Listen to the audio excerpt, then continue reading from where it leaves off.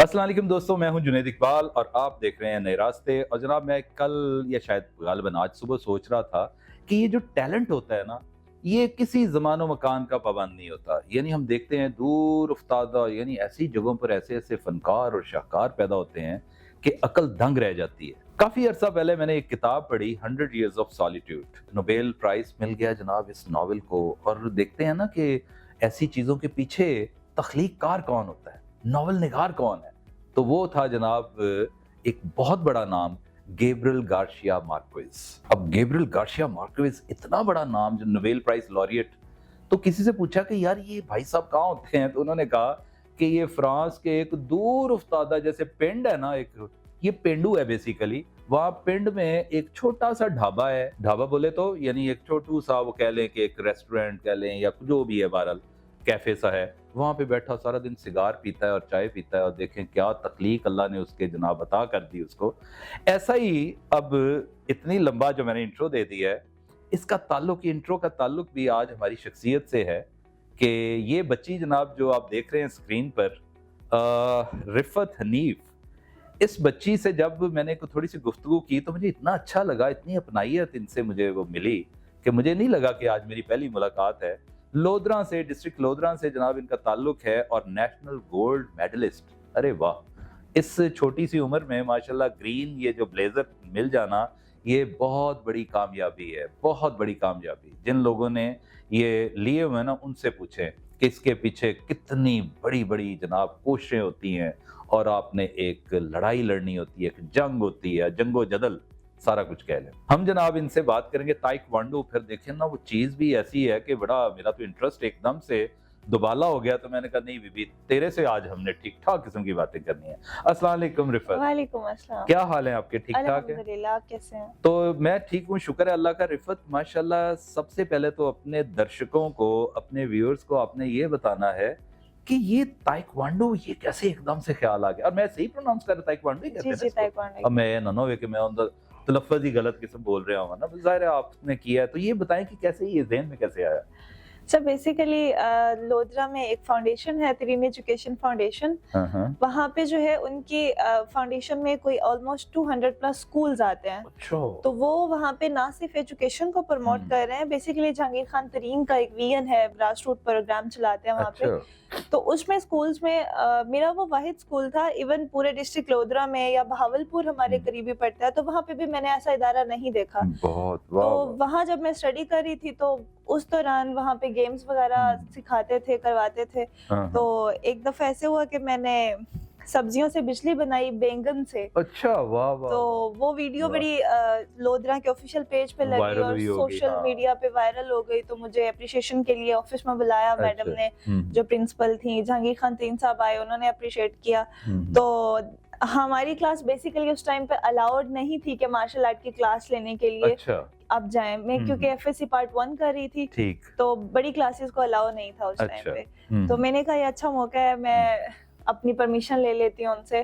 तो हाँ। उस टाइम पे फिर ताइक्वांडो का जो यूनिफॉर्म था ना, वो सबसे ज़्यादा अट्रैक्ट करता था। और जो कि लेमन लैंग्वेज में इसको मार्शल आर्ट कराटे हाँ, हाँ, बोलते हाँ। हैं, तो बड़ा शौक था कि ठीक, कराटे ठीक, सीखने ठीक। हैं, कराटे अच्छा, करने हैं। अच्छा। तो देन मैंने उस टाइम पे परमिशन ली प्रिंसिपल साहिबा से, उन्होंने मुझे अलाउ कर दिया। हुँ। और उस टाइम से मैंने फिर स्टार्ट किया और फिर मैं आ गई। ठीक है। अच्छा ये बताइए कि ये यानी ये आप उस वक़्त क्या आपका लेवल क्या था? मैट्रिक में थी या उससे पहले के? एफएससी पार्ट 1 अच्छा, मैट्रिक कर मैट्रिक के लिया हो तो बाद। उसके बाद से। जी, कितने बहन-भाई हैं आप? हम 5 बहन-भाई हैं। माशाल्लाह, कितने भाई, कितनी बहनें?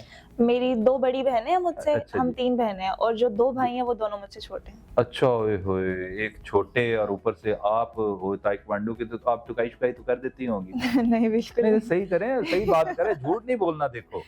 नहीं, गुस्सा तो फिर बचपन में आता तो ही है ना। बहन-भाई लड़ते होते हैं, लड़ते हैं लेकिन अब बिल्कुल। ज़ाहिर बड़े हो गए हैं तो अब नहीं लेकिन अब लड़ते। उनको डर तो होगा ना, भई इनसे ना पंगा नहीं लेना। थोड़ा-सा होता नहीं, होगा, ज़ाहिर-सी इतना बात नहीं है। लड़ते। मैं तो जहांगीर तरीन साहब, ये सुन के ही मुझे बड़ी खुशी हुई है कि माशाल्लाह, अच्छा आप सियासत के अलावा और चीनी बनाने के अलावा ये काम भी करते हैं जनाब, बड़ी बात है। जलालुद्दीन वाली जेडीडब्ल्यू हम वो सुना करते थे, और कैंट में जाते हुए अक्सर वो ऑफिस इनका वो देखते थे वहाँ पे।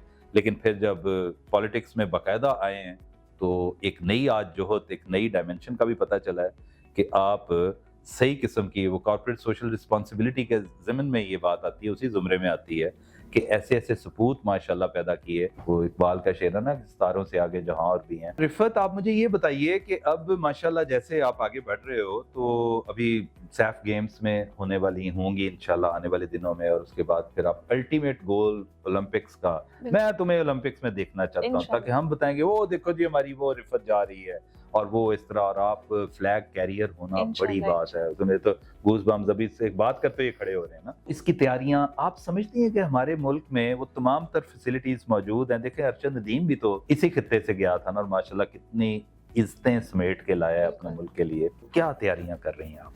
कम से कम मॉडल तो बनाया होगा, रोल मॉडल के, मैंने हाँ वहाँ पे जाना है। सर ऐसा है कि हमारे जो पाकिस्तान स्पोर्ट्स है ना, उसमें डिफरेंट गेम्स का जो है ना वो डिफरेंट आपको चीजें चाहिए होती है, अच्छा। रिक्वायरमेंट्स डिफरेंट है।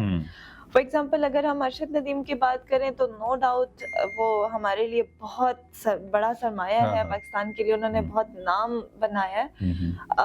उनका जो है उनकी एक अलग गेम है। अब क्रिकेट है, उसकी अलग रिक्वायरमेंट्स है, उसको ग्राउंड चाहिए, उनको पिच चाहिए, वो चीजें। फिर आती है हमारी गेम, तो हमारी डिफरेंट है। हमें आपको भी तो रिंग चाहिए, खास हमें रिंग चाहिए, हमें मैट चाहिए। हमारे मैट के साथ ही हमारा जो मजे की बात ये है कि हमारा होता है ये इलेक्ट्रॉनिक सिस्टम होता है। हम जो सॉक्स पहनते हैं वो सेंसर्ड होती हैं। अच्छा। हम जो हॉगो पहनते हैं वो भी, उसमें भी सेंसर लगे होते हैं। तो जब किसी पे भी आप हिट करते हैं, किक कर रहे होते हैं, तो वो फोर्स आपको बताता है। अगर आप सेंसर टच नहीं हुआ तो आपको पॉइंट नहीं मिलेगा। अच्छा अच्छा अच्छा अच्छा अच्छा। तो कुछ चीजें होती हैं, अब इलेक्ट्रॉनिक सोर्स होती हैं वो महंगी मिलती हैं, उसके साथ हमें स्क्रीन चाहिए। रिसेंटली कल मैं एक वीडियो देख रही थी सर, विजुअल प्रैक्टिसिंग थी कंप्यूटर के थ्रू ना, लैपटॉप लगा हुआ था और एक ही बच्चा, मतलब एक ही एथलीट ट्रेनिंग कर रहा है। अच्छा। उसको विजुअली वो नजर आ रहा है कि मेरे सामने ओपोनेंट है, बट दूसरे लोगों को वो चीज नजर नहीं आ रही थी। तो अगर आपके पास पार्टनर नहीं है गेम करने के लिए, तो ताइक्वांडो इतनी एडवांस हो गई है कि उन्होंने मैट पे विजुअल ट्रेनिंग करवाना शुरू कर दी है। इतने एडवांसमेंट है। तो उन सारी चीजों को लेने के लिए जाहिर बात है हमारे पास रिसोर्सेज भी कम है, हमारे पास जो कोचिंग सेशंस हैं। अब जैसे मैं लोधरा से हूँ, तो लोधरा में मेरे अपने कोच जो हैं सरजमीन हाशमी साहब, बड़ा नाम है उनका पाकिस्तान में। और he is the real hero of my story. अगर मैं पर्सनली बात करूँ तो after my parents he is the man who always with me. उन्होंने बहुत सपोर्ट किया मुझे।